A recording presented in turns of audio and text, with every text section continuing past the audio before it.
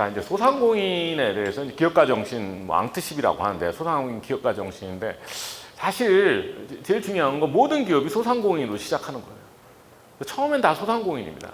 그래서 이제 뭐 중소기업, 중견기업, 대기업 이렇게 성장하는데 사실 그 모든 창업의 첫 단계는 소상공인인데 우리가 어느 순간 소상공인에서 대기업 되는 회사들이 많이 줄어든 거예요. 자, 있어도 우리가 많이 공부를 안 하는 거죠. 무슨 뜻이냐면 없는 건 아니에요. 그래서 지난 20년 동안에 뭐 저는 패션 기업이나 화장품, 교육 관련 학원 기업들이 그래서 코스피에 상장을 합니다. 그러니까 소상공인이 시작한 기업들이고요. 근데 코스피 상장 회사를 보면 그게 이제 가장 중요한 목표라면 보시면 주로 계열사, 대기업이 뭐 계열사를 만들었다 계열사를 상장시키거나 아니면 뭐 금융지사 법에 따라서 금융지주로 전환하면서 상장한다든가 보시면 거의 뭐 70%가 대기업 내 상장인 거예요. 그래서 독립기업으로 올라온 해서 상장하는 회사는 뭐 30%밖에 안 되니까 이게 어떻게 보면 건강하지 않다고 생각합니다. 더 많은 소상공인이 대기업으로 우리가 성장해야 되는데 우리나라만 그러냐 볼 때 좀 우리나라가 좀 특별한 것 같아요. 대부분의 소상공인에서 생존하는데 어려워서 그런지 모르지만 일단 그 목표 자체가 대기업 되겠다는 소상공인이 많지가 않은 거죠. 자, 미국 같은 경우 보면 여기 제가 이제 벤처 투자를 받으면 사실 벤처 투자를 받으면 대기업이 되겠다는 그런 의사가 있다는 것인데요. 보면 미국이 그 벤처 산업이 굉장히 발달했음에도 불구하고 1979년에 2013년 사이에 그죠? 상장 회사를 보면 비벤처 투자 기업 그러니까 어떻게 보면 소상공인이 시작해서 자기 자본이나 대출로 성장해서 상장한 기업이 57%나 되는 거예요. 그러니까 아까 우리가 우리 30%밖에 안 되잖아요. 그러니까 우리나라 기업 생태계가 어떻게 보면 그렇게 건강하다고 보기 어려운 거죠. 그래서 우리도 그러면 소상공인을 적극적으로 지원을 해서 소상공인이 중소기업도 되고 대기업이 되는 그런 생태계 구축이 중요하다고 생각합니다. 그래서 우리가 창업에 대한 어떤 우리가 생각을 바꿔야 되는데요. 이런 거예요. 그러니까 우리가 보통 실리콘밸리를 많이 우리가 추정합니다. 이게 무슨 뜻이냐면 그러니까 처음 시작부터 유니콘 되겠다는 거죠. 그래서 대개 보면 대학이나 연구소라든가 기술을 가진 어떤 창업가가 벤처 투자 받아서 단번에 유니콘 되는 실리콘밸리 모델입니다. 그래서 기술이 핵심 경쟁력이고 그리고 처음부터 전국 시장이나 세계 시장을 그죠 타겟하는 거죠. 그래서 실리콘밸리 모델이 제가 보기에는 굉장히 중요하다고 생각해요. 근데 우리나라의 어떤 국가 역량이 100이라면 실리콘밸리 모델에 100% 투자할 필요는 없는 거잖아요. 근데 현실은 우리나라 거의 여기 90% 여기 투자한다고 보시면 됩니다.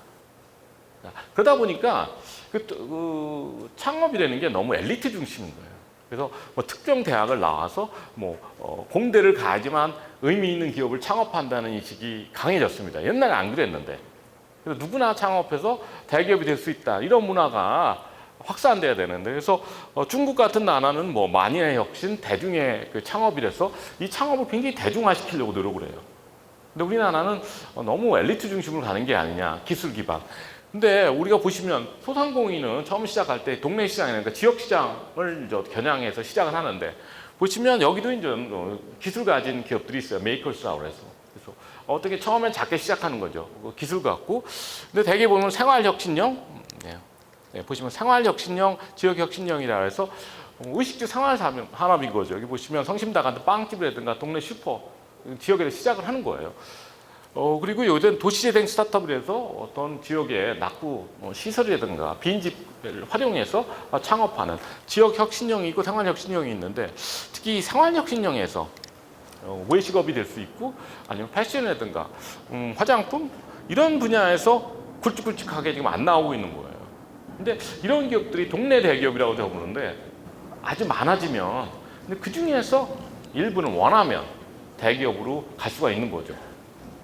자, 그리고 우리가 자꾸 기술 창업만 강조하는데 자, 세계적인 기업들 보면 스타벅스나 나이키 이런 기업들이 기술 갖고 시작한 게 아니거든요. 그죠? 하나는 커피고 하나는 운동화 갖고 시작했는데 그런 것처럼 우리가 이 생활 분야에 세계적인 글로벌 브랜드가 없습니다. 없다고 줍니다. 패션도 그렇고 식품 분야에. 왜 그런가 한번 생각해 보면 답이 나와야 되는, 로컬에서 시작해서 올라와야 되는 거죠. 비기술 분야로 우리나라도 전국 기업이 된, 글로벌 기업이 된 회사들이 최근에 보면 스타일란다라는 화장품 패션 기업이 있어요. 홍대에서. 여기가 로레알한테 한 5천억에 팔렸습니다. 외국 기업한테. 그리고 YG도 어떻게 보면 굉장히 홍대 기업이라고 굉장히 홍보를 하는데, K-팝 기획사예요. 이런 회사가 있고, 비기술 분야도. 그리고 우리나라에도 그 지역 혁신, 도시 재생형 기업이 어반플레이가 굉장히 큰 회사가 됐는데, 이거 한 100억 정도 돼요. 그리고 뭐 다른 나라 보면 도시 재생을 해서 호텔을 만드는 에이스 호텔 같은 모델이 있는데, 여기도 세계 한 12개 호텔을 가진 큰 대기업입니다. 자, 이런 식으로 생각했을 때 과연 우리가 처음부터 전국 시장을 겨냥한 기술 창업만 지원하는 게 맞는지, 아무리 기술이 7대3 정도라도, 그러면 30%라도 우리가 그럼 소상공인 창업 생태계에 투자하는 게 맞다고 생각해요. 그래, 다양한 기업들이, 다양한 사람, 재능을 가진 사람들이 창업을 할 수 있도록. 근데 우리도 그러면 역사에다 우리가 교훈을 얻어야 되는데, 자꾸 우리 지금 대기업들이 자기네 과거는 다 있고 뭐 처음부터 대기업인 것처럼 얘기하지만 다 쌀가게에서 시작해서, 우리나라 대기업은요. 뭐 삼성도 그렇고, 뭐 LG도 그렇고, 현대도 그렇고, 다 쌀가게에서. 자, 이렇게 해서 지금 우리 삼성전자 같은 경우도 반도체를 한 거는 사실 4단계. 처음에는 쌀가게, 그 다음에는 정미업, 그 다음에는 그렇죠. 설탕 이런 거예요. 그리고 섬유, 그 다음에 라디오, 텔레비, 이러다가 반도체로 간 거거든요. 그러니까 우리 소상공인도 처음엔 작게 시작해도 중간에 업종을 바꾸어서 계속 다음 단계로 넘어가야 되는데, 우리는 그게 안 돼요. 음식점을 하면 우리는 어떻게 하냐면 그냥 프랜차이즈만 하려고 그래요. 그럼 음식점을 하면서 전 후방에서 내가 식가공으로 진출한다, 농산물 재배로 가겠다, 아니면 오히려 플랫폼으로 가든지 배달 서비스로 가겠다, 이런 기업가들이 안 나오는 거예요. 그래서 자꾸 프랜차이즈로 가는 게 이유가 있겠죠, 나름대로. 그래서 우리가 기업가 정신을 좀 확대해야 되는 상황이라고 생각합니다. 그래서 근데 좀 좋은 사인이 있다, 변화의 사인이 있다면 말씀드린 골목 상권인 거죠. 그래서 광주에도 많고 전국적으로 소상공인이 개척한 오프라인에도 유일하게 성장하는 상권이 골목 상권입니다. 백화점도 어렵고 따지고 보면, 그리고 대형 마트도 어려워요, 지금은 한데. 근데 골목 상권은 계속 성장하고 있고, 그래서 우리가 지금 아주 없는 걸 갖고 우리가 새롭게 시작할 수는 없고, 이미 가능성을 보여준 분야가 두 분야입니다. 골목 상권, 아까 말했던 20, 30대가 여행 가는 상권이에요. 그래서 우리가 골목 상권이라는 단어 자체가, 용어를 제가 명확하게 해야 되는데, 사실 동네 상권이라고 부르는 게 맞는데, 언제부터인지 동네 상권을 골목 상권이라고 부르기 시작해서 골목이 있던 없던. 그리고 근데 젊은이들은 또 골목 상권 하면 자기들이 놀러 가는 상권이에요. 그래서 오늘은 20, 30대가 여행 가는 골목 상권을 제가 말씀드리는 겁니다. 그래서 광주 같은 경우는 양림동이나 동명동, 이런 동네가 골목 상권이고요. 그리고 지역 기반 라이프스타일 산업이라고 해서, 여기도 오늘은 이게 가능성이 많은데, 그러니까 모든 지자체나 지역에서 골목 상권이나 저는 지역 라이프스타일 기반 어떤 생활 산업은 한두 개는 제가 보기엔 육성할 수 있다고 봅니다. 우리나라에 229개가 있대요. 229개 기초단체가. 그리고 읍면동은 3,500개입니다. 3,500개. 그러면 이제 골목상권 얘기하면 저는 동 단위로 관리하는 게 맞다고 봐요. 상권 자체는 가게가 30개나 50개 모여 있으면 상권이라고 하지만, 실질적으로 유동인구가 너무 요새 빨리 바뀌어요. 우리가 동선이. 그렇기 때문에 동 단위로 상권을 관리한다면 3,500개 정도 상권을 우리가 국가적으로 관리해야 된다고 보시면 됩니다. 3,500개 정도. 그래서 지금 상권 관리 체제로 넘어가고 있고, 지난 7월에 지역 상권법이 통과되면서 미국식 BID라고 합니다. 비즈니스 개선지구 모델을 우리가 지금 근접하고 있는 거예요. 자, 이게 왜 중요하냐면, 우리가 생각해 보세요. 우리가 제조업이나 첨단 산업을 위해서는 항상 우리가 택지를 공급했어요. 그래서 거기에 산업단지를 만들어서 보세요. 그러면 공장도 거의 싸게 공급했고, 거기는 젠트리피케이션 문제가 발생 안 하잖아요. 다 주인이니까. 그게 전부 정부에서 다 마련해 준 거잖아요. 그리고 공업용수도 싸게 공급하고, 전기도 싸게 공급하고, 이렇게 해서 우리 제조업이나 첨단 산업을 지원했는데, 소상공인을 위해서 하는 게 뭐가 있어요? 아무것도 없잖아요. 그러니까 우리가 그러려면 우리도 그러면 다른 산업처럼 입지도 우리가 좀 지원해 줘야 되는 거죠. 그러니까 그건 상권인 거죠. 그래서 상권에서 저는 브랜드 상권이라고 그래요. 그러니까 상권을 선물해 주자는 거예요. 제 주장은. 좋은 상권을. 그렇게 되면 그 소상공인들이 거기 안에서 자기 그 브랜드 파워라고 해요. 자기 경쟁력 플러스 상권 경쟁력을 그렇죠. 끼고. 이게 두 가지 경쟁력 갖고 대기업이랑 싸워야 되는 거죠. 그래서 지금은 이 상권이 하나의 기업이 되고 있어요. 집단이라고 보시면 됩니다. 그래서 상권이 본사고 그 상권 안에 있는 소상공인은 계열사인 거예요. 3배 탔습니다. 왜냐하면 동네랑 동네가 경쟁하니까 뭐 옛날에는 나만 잘 되면 된다고 생각했는데 요새는 상권이 그냥 통째로 몰락하는 경우가 많아서 나 혼자 잘 되고 되는 게 아니잖아요. 그러니까 다른 동네 상권 그 사업자들은 협업을 해야 되는 거죠. 그래서 이제 상권 단위의 그 브랜드를 키워주는 게 전 정부의 역할이라고 생각합니다. 그래서 브랜드 상권을 키워줘야 된다. 이런 식으로 우리가 그 정책을 바꿔야 되는 거 그렇게 가고 있는 중입니다. 근데 여기에 그러면 전제 조건은 우리 지금 어려우시더라도 이 세상 변화를 수용하셔야 되는 거예요. 상인들이. 그래서 상인들이 이제 요새 젊은 사람들이 말하는 로컬 크리에이터가 돼야 되는 거죠. 그래서 여기도 로컬을 크리에이터 한다는 뜻이 무슨 뜻이냐면 그 지역 문화를 창조해야 된다는 뜻입니다. 내가 그냥 있는 거 그대로 받아서 이렇게 수동적으로 하는 게 아니고 내가 우리 동네 컨텐츠라고 그래요. 이런 젊은 사람들이 뭐 컨텐츠라고 얘기하는데 나만 만들 수 있는 컨텐츠가 중요해요. 플러스 우리 동네 컨텐츠까지 만드는 데로 협조를 해서 컨텐츠로 우리가 다른 동네와 경쟁해야 되는 거죠. 지금 그렇게 가고 있기 때문에 이런 로컬 크리에이터가 돼야 되는데 이 로컬 크리에이터라는 단어가 이제 정부에서 씁니다. 그래서 지원 사업을 하는데 대개 이제 소상공인들 우리 젊은 사람들이 좋아하는 업종이 이제 뭐 수제 맥주라든가 뭐 양조라든가 뭐 베이커리라든가 독립서점 이런 업종이에요.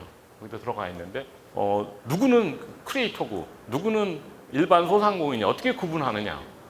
그거는 참 애매모호합니다. 정부도 굉장히 고민하는데 저는 그냥 모든 소상공인이 크리에이터라고 보는 게 맞아요. 생존하고 있으면. 그렇죠? 현상 유지하고 거기서 어느 정도 소득을 올리면 그게 엄청나게 힘든 일이거든요. 그러니까 뭔가가 능력이 있으니까 이제 현상 유지하는 거지 그분들 보고 크리에이터가 아니라고 하면 안 되잖아요. 자, 근데 그분들 중에서 나는 그 로컬 정체성에서 우리 지역 그 사회의 뿌리를 내리고 나는 우리 동네 대표 브랜드가 되겠다. 그렇죠? 나는 우리 동네 사랑방이 되겠다. 그래서 내가 우리 동네를 끌고 가겠다. 그리고 우리 특색을 살리겠다. 이런 분들이 로컬 크리에이터라고 보시면 되고 그런 분들이 좀 있어줘야지 동네 특색이 이게 드러나는 거예요. 그래서 그럼 정부 입장에서 보면은 일반 소상공인 지원하고 로컬 크리에이터 지원은 약간 분리할 필요가 있습니다. 그러니까 모든 사람이 동네 컨텐츠가 없고 살 수는 없는 거 아니에요. 그래서 저는 7대3이라고 보는데 그 상권이 매력이 있으려면 스타벅스도 있어야 되는 거 아니에요. 스타벅스 안 된다 이것도 저는 뭐 옳지 않다고 생각하니까 글로벌 컨텐츠라고 그러면 대기업 브랜드 좀 있어야 주고 근데 그 동네 특색을 만드는 컨텐츠를 만드는 그런 소상공인들은 우리가 말하는 로컬 크리에이터입니다. 그렇게 따로 육성하는 게 맞다고 보고요. 그래서 우리 관건은 제 생각에는 상권 관리도 중요하지만 기본적으로 로컬 크리에이터가 부족한 거예요. 그래서 그게 무슨 뜻이냐면 내가 이 상권에서 우리 동네에서 나는 미래를 개척하겠다. 우리 동네를 기회를 보는 사람이 없는 게 우리나라 문제인 거예요. 그냥 그거는 너무나 당연한 거죠. 우리가 그렇게 안 키웠으니까.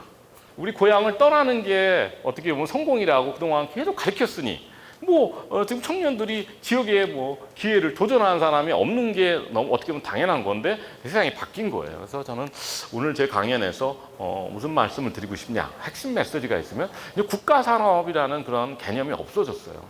지금 광주에서 광주 일자리에도 지금 정말 어렵게 지금 가고 있는데 어떻게 될지 모르나 서울에 인재를 보내면 그럼 서울에서 우리한테 뭘 보내줬어요? 공장을 보내줬는데 보낼 공장이 없어요. 공장을 만들면 해외에다 만들고 지금 사람을 계속 줄여야 되잖아요. AI를 쓰던 로봇을 쓰던 그렇기 때문에 그러면 우리 지역이랑 중앙의 거래가 깨진 거죠. 무슨 공장도 안 보내주는데 우리가 왜 인재를 보내요? 그리고 이런 본질적인 문제를 해야 되는 거죠. 그래서 개인적으로 성공하는 건 좋지만 우리 지역에 무슨 도움이 되는지에도 고민하고 사실은 이런 거가 고민해야 되는 거예요. 왜 서울의 유학 가는 우리 자녀를 장학금을 주는 그건 주지 말고 우리 동네로 오는 청년을 위해서 장학금을 줘야죠.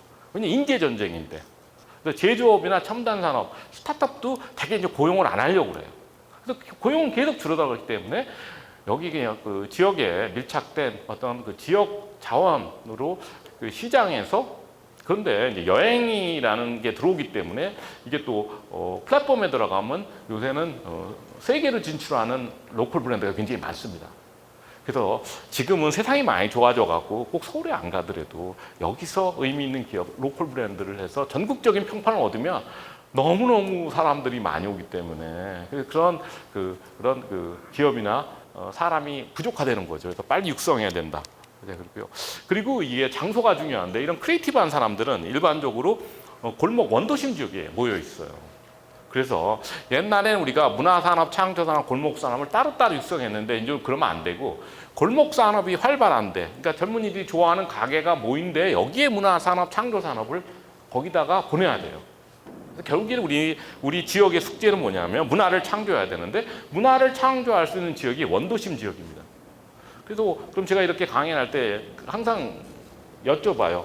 뭐 신도시 그렇게 좋은데 왜 모종민 교수는 신도시 제가 나쁘다는 얘기가 아니에요. 문화를 못 만든다는 거죠. 왜? 우리 뭐 신도시 여행 가는 사람 있냐고요. 아니 뭐 서울에서 광주 오면 동명동, 양명동 가지 수안지구 저기 여행 가는 사람 있나요? 그게 구조적으로 그거는 될 수가 없잖아요. 서울 가더라도 분당 여행 가는 사람 없잖아요. 일산이나 다 원도심을 가죠. 좋으나 싫으나. 근데 뭐 이론적으로는 신도시가 당연히 문화를 만들어야 되는데 현실에서는 문화를 창조하는 신도시가 없는 거죠. 그래서 우리가 재미 하는데 이게 굉장히 우리나라에 중요한 겁니다. 그래서 우리가 재미있는 동네를 많이 만들어줘야 돼요. 그게 우리나라 문화산업 그리고 그 창조산업을 육성하는 방법인데 아직 우리 지도자들은 그렇게 생각 안 하는 거죠. 인프라만 좋으면 우리나라의 대표적인 산업단지는 홍대입니다. 홍대. 울산이 아니고 포항이 아니고 그럼 뭐 각종 통계를 내서 거기다 크다고 하지만 큰 힘이 없어요. GRDP 이런 통계가 그 기업 매출인데 그런 것보다도 어떤 기업체 수라든가 어떤 그 젊은 사람이 좋아하는 뭐 기업이라든가 브랜드 했을 때는 홍대는 지속적으로 지금 스타일 난다도 말씀드렸지만 젠틀몬스터라든가 젊은 사람들이 좋아하는 브랜드를 계속 홍대에서 배출을 해요. 여기가 어떻게 보면 보헤미안 지역입니다. 예술가가 사는 동네인데 세 그룹이 모여 있어야 돼요. 재밌는 동네를 만들려면. 그러면 골목상권이 우리가 어떤 창조 지역이 되려면 재밌는 동네가 되는데 세 그룹이 모여 있어야 하는데 예술가, 스타트업 그리고 소상공인들이 모여 있어야 됩니다. 여기가 집적된 지역에서 어떻게 산업단지로 전환된 데가 홍대고 지금 성수동이 그렇고 그죠? 서울도 보면 이태원도 그렇게 가고 있고 그러면 전국의 모든 그 도시가 광주도 그렇고 대구도 그렇고 부산도 그렇고 광주의 홍대가 어디냐고 했을 때 답이 없는 거예요. 그러니까 예술가들이 모여 사는 동네가 없어요.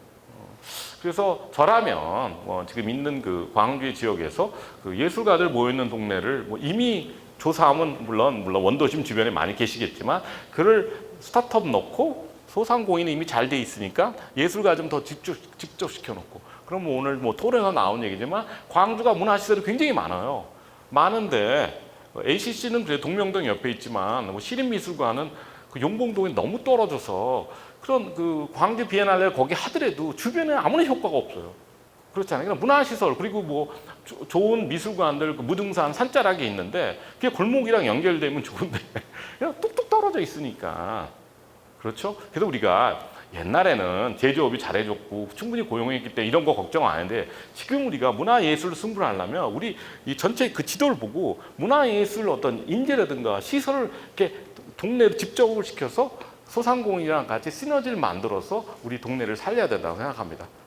그래서 산속에 있는 무슨 문화시설들은 자꾸 동네로 데리고 왔으면 좋겠다는 게 제 생각이고요. 홍대가 모델이 된다 생각합니다. 그래서 전반적으로 우리가 지금 기술 창업만 지원하다 보니까 대학교 그리고 벤처캐피탈 이런 식으로만 시스템을 구축했지 다른 분야 그러니까 로컬이나 사회적 기업 그리고 이런 그 로컬 크리에이터 기업을 지원하는 시스템이 지금 안 들어가 있다는 거죠. 그래서 그걸 우리가 어떻게든지 보완해야 된다고 생각하고요. 자, 이렇게 제가 동네 경제에 대해서 희망적인 이유는 지난 20년 동안의 변화인데요. 이게 말씀드렸죠. 2000년대 초반에 그렇죠? 홍대, 가로수길, 이태원, 삼청동 전주 한옥마을을 시작했는데 이렇게 그럼 저희가 좋아졌다고 그래서 그럼 우리 광주가 무슨 상관이 있느냐 이렇게 하시면 그 서울이니까 그렇다고 많이들 말씀하시는데 이 강북이 부활했어요. 그렇게 보시면 됩니다. 강남 대비. 그래서 마용성 현상이라고 하죠. 서울에서 보통. 근데 20년 전만 하더라도 부산 해운대구 그리고 대구의 수성구가 아니면 뭐 광주의 그 상무지구가 강북에 가서 큰 소리 쳤어요. 우리가 더 잘 사는 데라고. 그 정도로 강북이 어려웠었어요. 20년 전에는. 근데 어느 순간 강북이 더 비싸진 거 아니에요. 그래서 20년 전에는 서울 외곽의 신도시가 훨씬 더 비쌌어요. 지금 다 강북 시내가 더 비싸요. 아파트도 그렇고 상업시설도 그렇고 젊은이들 거기 서원가 거기 살고 싶어하고. 그게 무슨 일이 벌어졌냐? 마포에는 홍대가 있었고, 그죠? 성동구는 성수동이 있고, 용산은 이태원이 있어서 그런 거예요. 그러니까 골목 상권이 먼저 들어간 다음에 그 다음에 일자리가 들어가고 주택이 들어가고 해서 저는 이게 지금은 거의 강남이랑 경쟁하는 그런 사람들이 살고 싶은 동네가 된 거죠. 그래서 골목 상권이 그렇게 우리가 무시하면 안 되는 거예요. 거기에 문화자립부인데 예술가들이 들어가서 기업가들이 들어가서 상권을 만들면 그러면 여기도 접근성이 좋아야 됩니다. 자동차 접근성, 대중교통 그리고 보행 접근성이 좋고 일단 골목 자원이 풍부해야 돼. 계속 확장해야 되니까 그리고 여기 특색이 있으면 우리가 보통 얘기하는 떴다고 하죠. 그 상권이. 그래서 보시면 이제 광주에도 하나 둘 셋 넷 다른데 이거 우리 구청장님 앞에도 죄송한데 이 송정역 이게 지금 너무 많이 바뀌어서 일단은 근데 제가 그냥 줄만 쳐놨어요. 다시 살아나길 바라는 마음에서.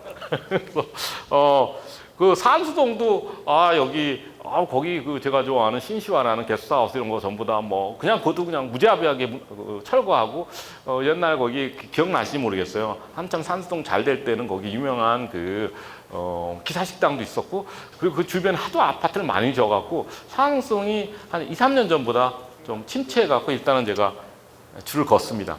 근데 후보지는 더 많아요. 그래서 저는 일곡동 자연마을이 굉장히 훌륭하다고 생각하는데 거기 독립서점이 없어서 근데 지금 좀 이따 말씀드리지만 이게 문화지구이기 때문에 그런 성격의 가게들이 공방이나 들어가 있어야지 제가 골목상권이라고 부르는데 그리고 뭐 안 가봤는데 월곡동의 고려인 마을이라든지 저는 뭐 여기 무등산 입구 마을 굉장히 많은데 그 중에 하나는 충분히 무등산이 문화자원이니까 그것도 하나의 어떤 상권으로 우리가 제가 아는 것만 이렇게 단편적이지만 광주가 전국에도 골목이 가장 강한 도시고 신도시가 약했던 도시예요. 그래서 여기랑 대구인데 광주랑 대구는 그냥 시내 간다 그러면 충장도 이렇게 하는 거잖아요. 근데 우리 서울에는 지금 시내 하면 어디겠어요? 강남이라고 하는 사람이 더 많을 것 같아요. 그래서 우리가 원도심이 강한 도시가 전국에 딱 세 군데입니다. 서울 강북이 강한 편이에요. 그래도 다른 도시에 비해서. 그리고 대구, 광주인데 모르겠어요. 광주에서 이 원도심이 강한 걸 자랑스럽게 생각하시는지 잘 모르겠어요. 경주의 황리단길이 경주를 먹여 살린다고 보시면 됩니다. 근데 문제는 뭐냐면 이 황리단길이 정부랑 아무 상관이 없어요. 청년들이 만든. 뭐 경주시는 맨날 컨벤션 센터 하나 만들고 뭐 박물관이나 만들고 그것도 벌판에다가. 그죠? 정부는 그런 사업만 하는 걸 랜드마크만 만드는데 청년들이 골목에 들어가서 먹여 살린다고 보시면 됩니다. 그래서 저도 이제 연대 교수들이 이제 수양에 가면 저희 세대 교수들은 다 보문도 앉아 있고 젊은 사람들 다 빠져나가고 어디 가냐 황리단길에 놀아요. 그러니까 어떻게 보면 정부가 아직도 그 세상의 어떤 트렌드를 이해를 못하는 거죠. 정책 자체가 모든 자원이 어떻게 리조트나 관광 단지에 지금도 들어갑니다. 골목 상권에는 안 들어가고 그래서 우리가 좀 조금만 신경 쓰면 더 잘 될 수 있다고 생각하고 여기는 기본적으로 건축 자원 때문에 그런 거예요. 그래서 처음에 뭐 한옥마을 단독주택, 그 동명동 양림동이 단독주택이라서 그런 거고 그다음에 어떤 때는 판잣집, 적산가옥, 창고 공장, 그러니까 아파트 단지만 아니면 골목상권 넣을 수가 있는 거예요.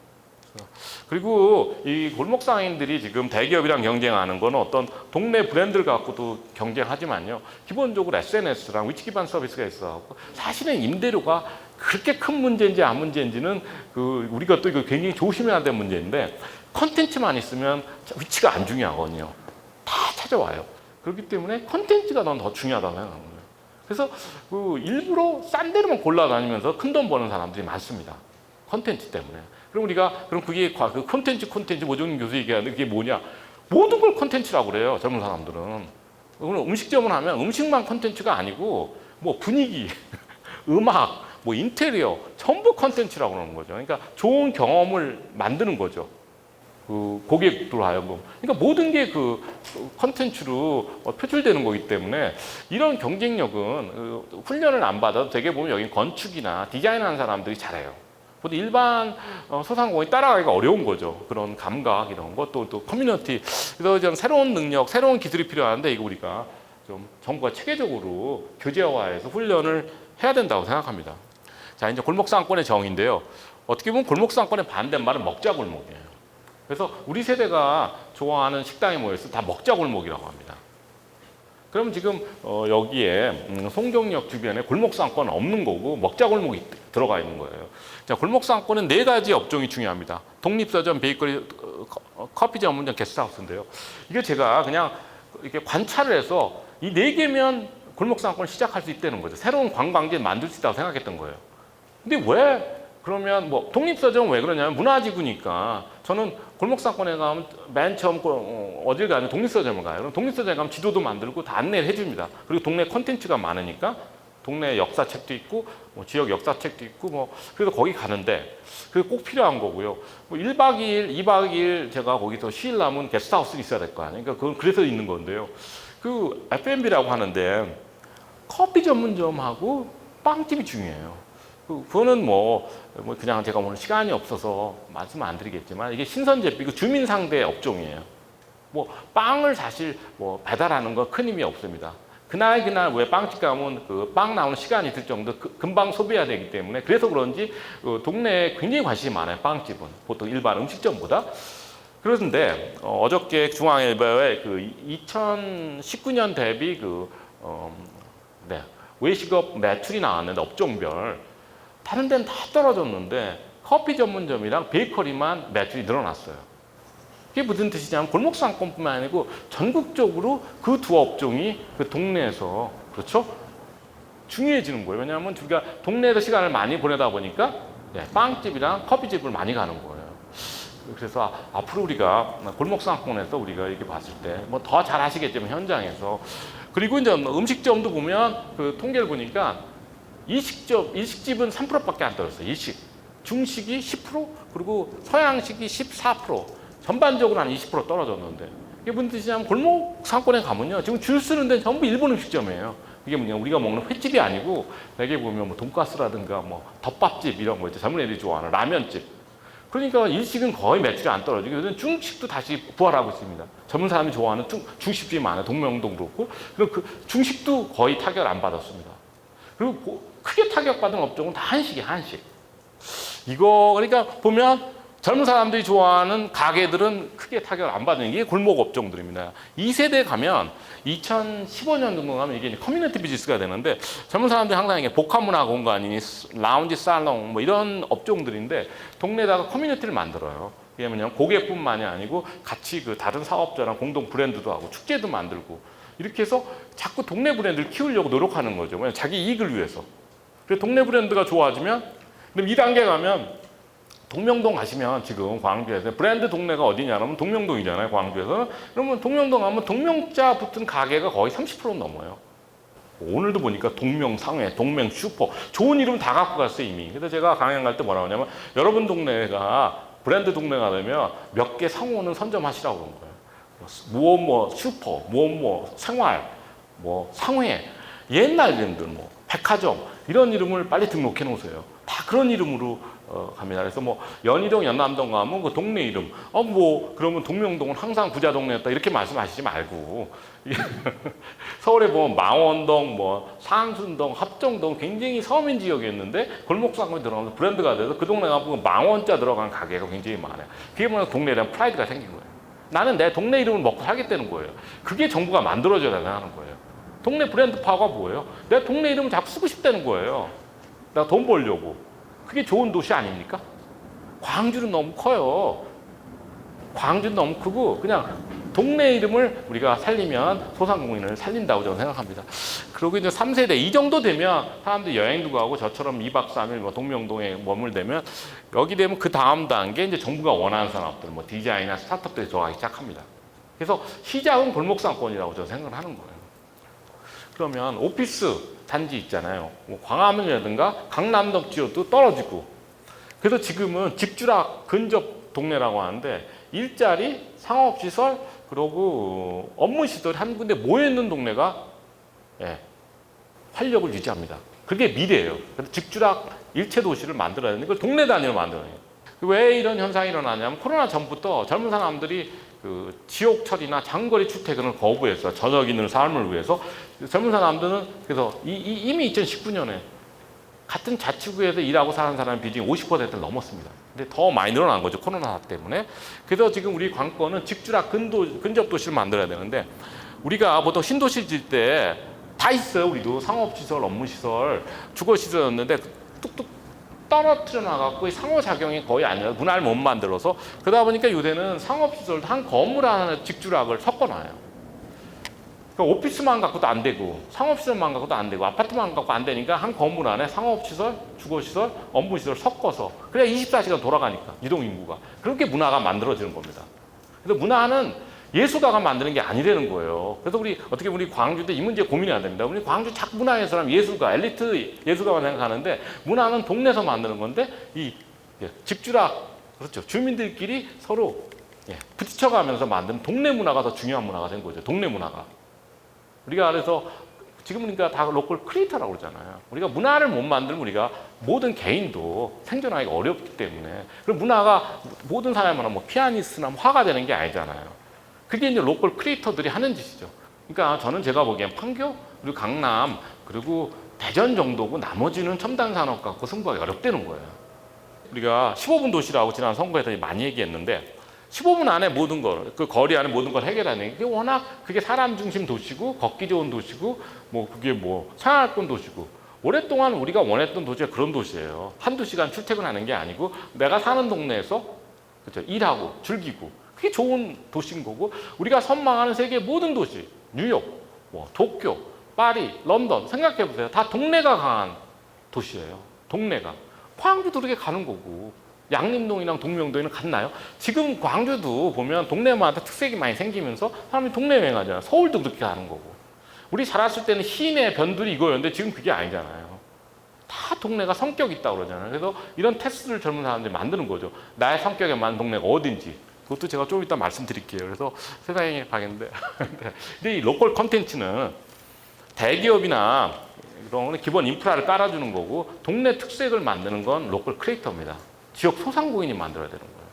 송정역 지역이든 여기 상인들이 송정역의 어떤 매력을 만드는 거지 무슨 대기업이 여기 와서 그걸 만들어요. 대기업이 3,500개 읍면동마다 다른 상품을 만들 수는 없는 거 아니에요. 그건 우리가 해야 할 일이다. 그래서 그러려면 그 로컬 자원을 잘 활용해야 되는데 이거 오늘 모르겠어요. 관심 있으실지. 상상력인데 이거 공식은 없습니다. 그러면 광산구에 뭐를 내가 활용해서 광산구를 대표하는 로컬 브랜드가 되느냐 이거 했을 때 제가 사는 연희동인데 연희동도 보면 자연환경, 상업자원, 지리, 장소 그리고 여기 보면 커뮤니티, 역사문화 모든 게 자원인 거예요. 그걸 어떻게 요리를 한다? 이거를 공식이 없지만 연희동 같은 경우가 이제 로컬이 굉장히 강화되는 그 동네인데 동네 대기업이 있어요. 동네 대기업. 근데 보통 말하는 식당이 아니에요. 아까 말씀드렸던 동네 슈퍼마켓이 있고요. 여기는 연희동에서만 장사해요. 인구 3만 명인데. 거의 연희동 시장에 3, 40% 갖고 가는 것 같아요. 매출이 300억 되고 여기는 그 연희동의 그 단독주택만 수리하는 리모델링하는 건축회사가 있어요. 이런 동네에 식당이 아니고 이 동네 컨트롤, 여기 주택이죠. 이 사람은 주택, 문화, 이건 식품 아니에요. 이런 회사들이 있어줘야지 이거는 다른 동네가 연희동을 따라갈 수가 없는 거예요. 기업들이 깊이 박혀서 다른 동네에서는 사업을 안 하는 거죠. 광산구 35만 명이면 굉장히 큰 도시예요. 그러니까 이런 동네 대기업이 최고다 20, 30개는 저는 배출할 수 있다고 봅니다. 그러니까 생각하기 나름인 거죠. 그랬을 때 이게 보면 제주도에 제주상해가 제일 잘하고 있는데 대개 잡지로 시작해요. 잡지를 시작하면 동네의 최고 전문가가 됩니다. 그래서 잡지를 통해서 로컬 브랜드를 많이 발굴해서 이 제주상해는 옛날에는 30년 전만 제주도 가면 부자들이 양모 코트를 사 입었대요. 그래서 그러니까 양모 산업이 잘 발 제주도에서 그 브랜드를 살렸어요. 그래서 그걸 새롭게 이제 패션 브랜드 만들어 이런 식인 거예요. 옛날에 죽었던 제주 브랜드를 다시 살려서 새롭게 디자인해서. 그러니까 우리 광주는 사실은 광주 얘기하면 끝도 한도 없는데 훨씬 풍부한 식자재를 갖고 있는데 이렇게 로컬 브랜드화를 못하는 거죠. 그것도 거기다 잡지까지 같이 끼워서 주는 거죠. 그래서 이런 좀 창의적인 모델들이 지금 많이 나오고 있는 겁니다. 그래서 여기가 넷플릭스 보시면 Restaurants on the Edge라는 그런 프로그램인데 한번 보세요. 이게 뭐냐면 이 세 사람이 잘 안 되는 큰 식당에 가서 로컬 그 컨텐츠를 만들어주는 거예요. 한 사람은 인테리어로, 한 사람은 요리로, 어떤 사람은 영업적으로 아니면 시그너처라는 그런 그 브랜드를 만들어줘, 메뉴를. 공통적으로 그 로컬 식자재라든가 로컬 예술가라든가 해서 이 가게를 로컬 브랜드를 만들어주는 거예요. 그래서 보시면 좋을 것 같고, 뭐 예술가들이랑 어떻게 협업하는지, 그래서 이게 뭐냐면 예술가들을 모아서 그 사람들이 만든 상품을 이렇게 전시하고 판매하는 공간을, 그래서 소비자랑 소통하게 하고, 예술가들도 이제는 더 이상 그 작업실 와 있지 말고 이렇게 나와야 되는 매장에서 상인이 돼야 되는 거죠. 그런 플랫폼을 만드는 기업들입니다. 결국에는 모든 그 동네에서 그 동네의 대장이 되려고 하는 거죠. 그래서 거기에 중심지가 되려고 하는 거예요. 그래서 꼭 젊은 사람들이 안 가는 상권도 사실은 다 그 지역에 앵커 스토어가 있습니다. 그 매출을 상당 부분을 차지하는 그 대표 기업들이 있어요. 모든 동네에. 이런 기업들이 많아야 되는데 지금 추세는 이렇게 가는 거죠. 일단 돈을 잘 벌어야 되는 거죠. 비즈니스 모델로. 그 대신 지역 다음, 지역 기반 이런 얘기를 하는데 지금은 자연스럽게 여기도 동명동 다음, 광주 다음 이런 단어를 한 5년 전부터 모든 지자체에 쓰기 시작했어요. 우리가 5년 전만에 그런 단어 안 썼어요. 뭐 연희동 다 와야 된다. 뭐 다음. 왜 이게 중요하냐면요.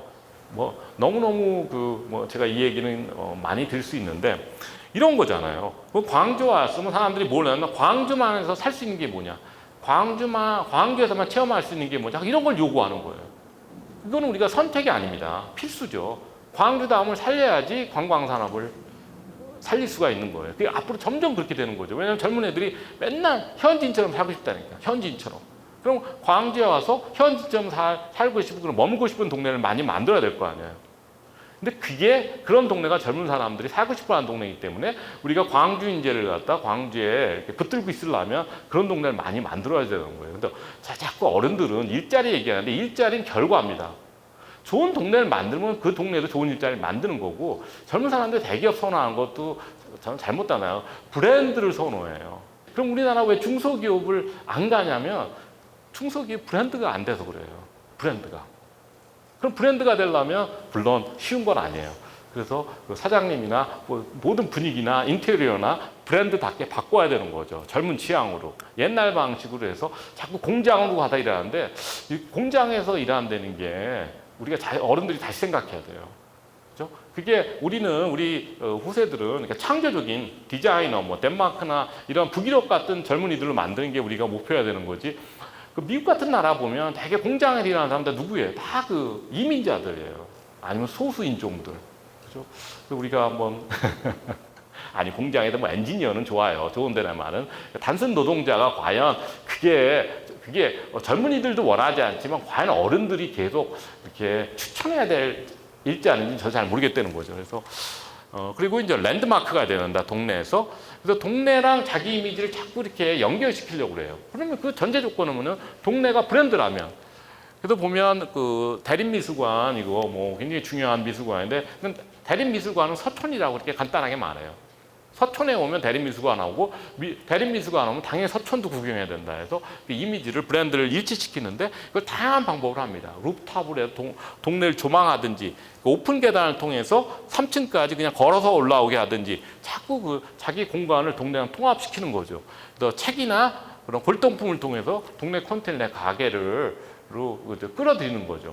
그래서 브랜드 동네 가면 어떻게든 동네를 내 공간을 끌어들이려고 하는 거죠. 인테리어로 이런 식으로 지금 시도하고 있고 이거를 글로벌 대기업도 똑같이 한다는 거죠. 스타벅스도 보면 동네에서 중심지가 되겠다 해서 일단 문화재를 사는 게 제일 빨라요.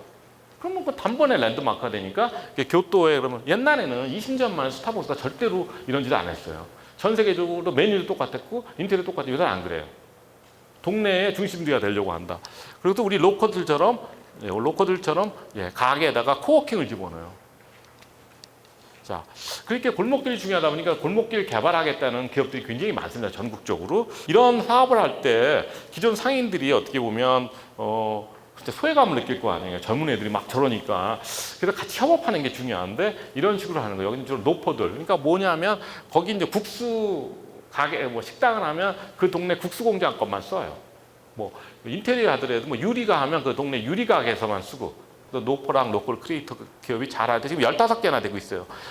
이게 굉장히 성공한 모델입니다. 지역 상생 골목길 개발 사업인데 인천입니다. 그리고 이제 신도시에도 골목 상권을 만들려고 하는 거죠. 왜냐하면 신도시 상권이 전국적으로 다 어려워요. 수안지구는 어떤지 모르겠는데 거의 다 텅텅 빕니다. 골목 상권만 사람들이 모이기 때문에 그래서 그럼 신도시도 골목 상권을 만들겠다는 게 엘리웨이 광교입니다. 그래서 좋은 실험인데 여기 잘 안 되고 있는데 어쨌든 골목에서 잘하는 브랜드를 입점시킨 거예요. 자, 근데 이게 골목이 말씀드렸지만 컨텐츠가 중요하기 때문에 잡지를 시작해서 그럼 잡지를 하다 보면 동네 브랜드를 모으고 싶어요. 그걸 편집샵이라고 합니다. 그 편집샵 운영하다 보면 자기가 직접 만들고 싶어요. 그래서 로컬 제조업으로 넘어가는 게 이게 가장 앞선 기업들이 하는 성장 방식입니다. 그러니까 이게 컨텐츠라고 시작하지만 이렇게 단계별로 가면서 전국 브랜드가 되는 거예요. 그러니까 로컬을 우리가 시작을 로컬에서 하고 로컬 자원을 처음에 시작해서 자리 잡는 거예요. 저는 항상 그렇게 생각해요. 모르겠어요. 우리 이사장님 어떻게 생각하는지 모르겠는데 저는 우리 로컬도 보면 10억 기업 정도는 일단 키워놓는 게 중요한 거예요. 그거 굉장히 어려운 단계고 그 다음에 이제 100억, 1000억으로 넘어가야 되는데 이렇게 단계별로 좀 우리가 성장하는 그런 패턴을 만들어줘야 되고 이렇게 단계별로 지원하는 게 맞는 것 같아요. 근데 뭘 아무런 사업가 재능 없는 엔지니어한테 갑자기 나 기술이 있으니까 유니콘 되라. 이게 맞는 건지 모르겠어요. 저는 기술이 중요한 게 중요하다고 생각 안 해요. 기업가 정신이 중요한 거. 기업가 재능이 중요한 거지. 저는 기술은 사면 되잖아요. 사면. 왜 기술을 내가 개발해야 된다고 자꾸 정부에서 저렇게 얘기하는지 모르겠어요. 제 생각이고요. 그래서 이런 식으로 해서 잘하는 기업들 많다. 그래서 전 세계적으로 보면 로컬에 남아서 그렇죠. 세계적인 기업이 되는 경우 있고 다른 지역으로 가더라도 그 지역의 로컬이 되는 거예요. 근데 똑같이 프랜차이즈 안 하고 또 프랜차이즈로 해서 세계적인 기업이 되는 경우가 있고 처음부터 로컬로, 멀티로컬로 해서 다양한 방법으로 전국 시장으로 진출합니다. 근데 이 동네 시장이 요새 많이 주목받는 게 당근마켓 때문에 그런데 이건 우리 코로나랑 상관없이 동네 주민 사이에 어떻게 중고품 거래 이게 동네 주민 중고품 이게 굉장히 생각해 보면 우리가 많이 쓰레기를 버리는 걸 그걸 갖다 동네 주민끼리 거래하게 해서 정말로 좋은 일을 하는 거예요. 그래서 동네 주민과 주민 그리고 동네 주민과 동네 가게를 연결하는 다양한 플랫폼 사업을 하고 있는데요. 그러니까 정부가 상권 단위로 우리가 소상공인을 우리가 조직해야 된다고 하는데 이미 당근마켓이나 네이버가 온라인에서 다 지금 조직하고 있어요. 그래서 지금 스마트폰 보시도 여기에 있다 네이버 치면 들어가면 이 동네 모임들이 다 알려줍니다. 그런 식으로 지금 동네 시장은 우리가 원하던 안 하던 동네 시장이 집단화가 되는 거예요. 이렇게 옛날 같지 않고 그렇기 때문에 정부가 조금씩 도와줘야 되고 지금 미국에서는 한국 식품이라면 다 베스트셀러래요. 그렇게 한국 인기가 좋대요. 그러니까 지금 김치 시즈닝 이런 거예요. 고춧가루 이런 거 뭘 내놔도 미국 사람이 산대요. 그러니까 지금 백화점이나 대기업에도 로컬 식품을 찾아가고 발굴하려고 지금 어떻게 보면 혈안이 돼 있어요.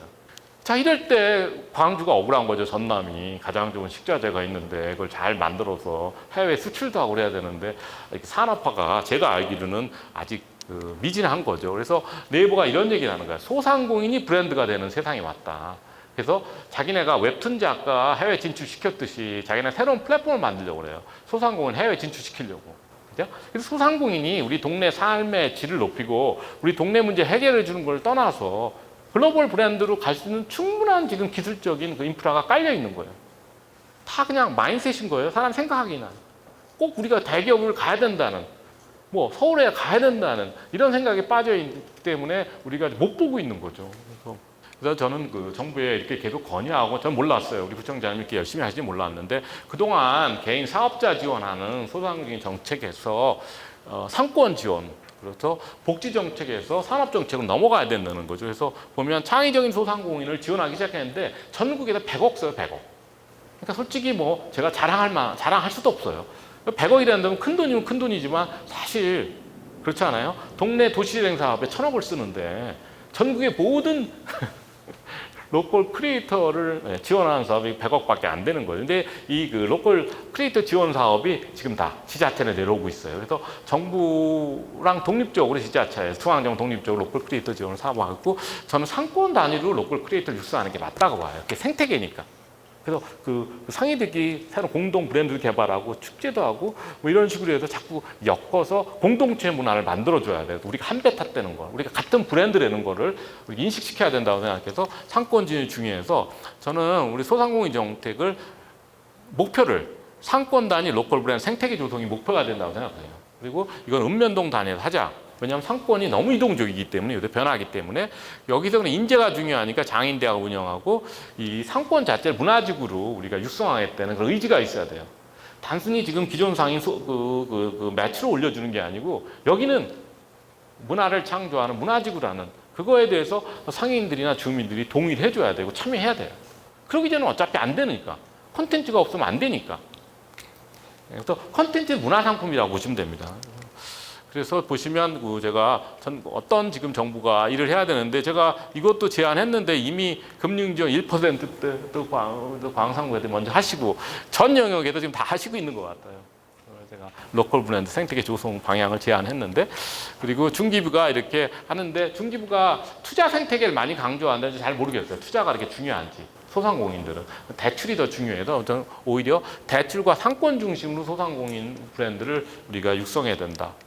그래서 장인대학 모델은 전국에 굉장히 많습니다. 근데 많은데 보시면 이 충장 장인학교, 기존 상인들이 적극 참여 못하니까 기존 상인과 로컬 크리에이터를 매치해서 새로운 브랜드를 개발할 수 있는 이런 모델도 좋은 것 같아요. 그래서 기존 상인도 참여하는데 아니면 장소 기반 창업이라도 일단 빈 공간을 확보한 다음에 여기다 뭘 창업할지 제안하라고 하는 거예요. 이게 왜 중요하냐면 보통 우리가 창업할 때는 기술부터 먼저 배우잖아요. 그럼 그럼 카페라면 커피 만드는 거 배워서 그럼 내가 어디서 카페를 할지를 찾잖아요. 그렇게 하지 말고 여기에 이제는 여기 많을 거 아니에요. 빈 공간이 이 공간에 따가서 너 여기도 창업할 거니까 여기도 뭐 창업할지 제안하라고 합니다.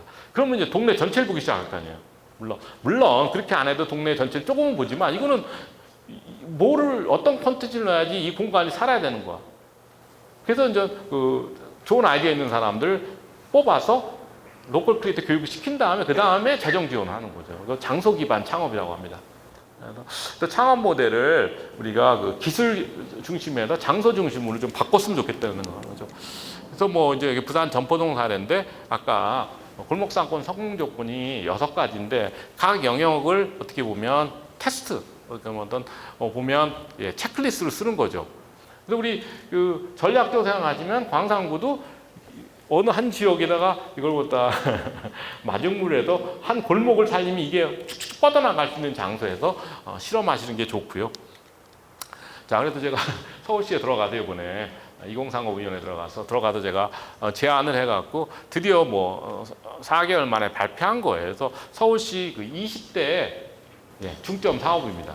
오세훈 시장의 20대 중점 사업인데 이걸 뭐라고 부르냐면 골목경제 부활 프로젝트인데 상권 지원 사업을 4개로 나눴어요. 그래서 하나는 로컬 브랜드 촉진지구, 로컬 브랜드 강화지구, 그리고 이제 전통시장 보전, 생활상권 육성. 그러니까 3번, 4번은 기존에 하던 사업인데 이번에 처음으로 로컬 브랜드라는 단어를 써서 로컬 브랜드를 한번 좀 육성해 보겠다. 상권 단에서 시작합니다. 그래서 올해는 시범 사업 한 4군데 하지만 2030년까지 200개 상권을 로컬 브랜드 생태계를 키우겠다는 거예요. 그래서 저는 광주도 그렇고 전국에 많은 도시들이 이 소상공인을 로컬 브랜드로 우리가 인식해서 그게 첫 단계거든요. 쭉쭉쭉쭉 올라갈 수 있도록 그런 식으로 우리가 생태계를 만들어줬으면 좋겠다고 생각합니다. 근데 이게 다행히 이런 변화가 가능했던 거는 젊은 사람들이 우리 기성세대보다는 자기 동네에 대한 애정이 많고 동네에서 시간 보내는 걸 좋아하고 동네에 대한 자부심이 굉장히 커요. 젊은 사람들 우리 때보다. 그래서 사실 지역의 새로운 기회고 우리 구청장이 그래서 정부한테 뭘 건의해야 되냐면 재택근무를 의무화시킬 정도로 해서 자꾸 수도권 일자리를 분산시켜야 돼요. 그러니까 공기업 무조건 재택근무 의무화라고 그러고 대기업도 어떡하든지 해갖고 재택근무를 하게 되면 뭐하러 서울서 살아 비싼데 이 살기 좋은 광산구에 와서 살면 되는 거 아니에요. 그래서 사실 우리가 지역 억지로 혁신도시 만들고 그게 중요한 게 아니고 요새 세상이 바뀌었으니까 우리 동네를 머물고 싶은 동네 만들고 재택근무 양성화해서 돌아오는 인재들을 빨리 우리가 잘 맞이할 준비해야 된다고 생각합니다. 이상입니다. 감사합니다.